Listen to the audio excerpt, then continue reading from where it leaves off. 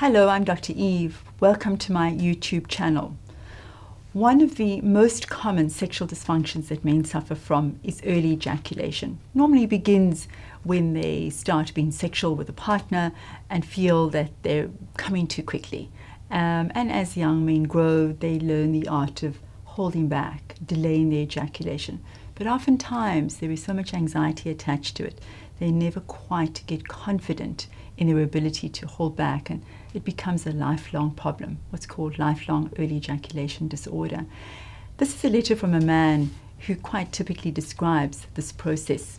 He says, "Dear Dr. Eve, I'm 28 years old. I've been married for 2.5 years. I've been together with my wife for 10 years and we love each other. We've only been each other's sexual partners." He says, "Whilst I have a large support structure, family and friends and a decent job, I struggle with my confidence. This extends into business and all aspects of my life. I also suffer from early ejaculation. This has caused sexual frustration for myself and for my wife. I believe my confidence issues are impacted by my ability to perform. Also, the more I cannot satisfy my wife, the more pressure I feel to be better, but ultimately I fail. I'm unsure how to proceed and how to sort out this issue. My wife is fully supportive of me and wants this sorted out.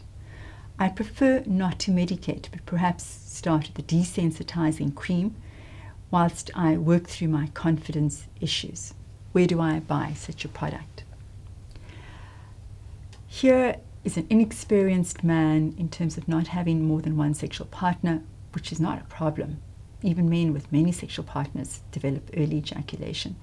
But I listen to the language that he's using, the words perform and the words fail, and clearly he's developed performance anxiety, which commonly comes with early ejaculation.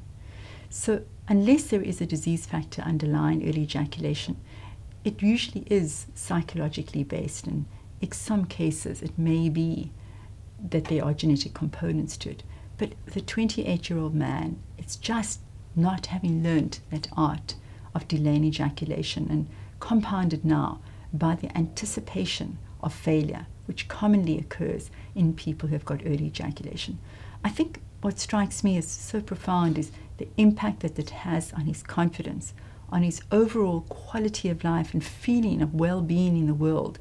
And it just shows how important it is that we all feel sexually healthy and are able to function as best that we can, because it makes us feel so unhealthy in many aspects of our lives. So it's important, if you are watching this and you're feeling like you have early ejaculation, to please go and seek out a healthcare provider so that it doesn't fall over into other areas of your life. Question one has to ask is, what is early ejaculation? How soon is too soon?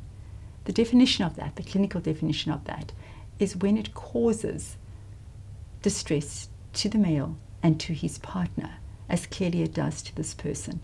Then you are certainly valid and should be going to seek some kind of intervention from a healthcare provider. The issue of a desensitizing cream is valid. It can be something that any person starts out with, but it would have to be under supervision of a healthcare provider.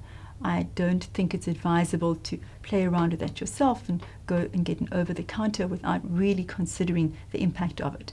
Desensitizing could mean taking away sensation as well, so you might find that you delay your ejaculation but you're not really feeling anything, and then you might deaden the vagina as well, especially if you're not using a condom, which isn't going to give you a great outcome.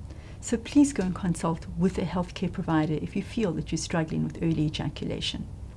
Find me on Facebook and follow me on Twitter, and visit me at dreve.co.za.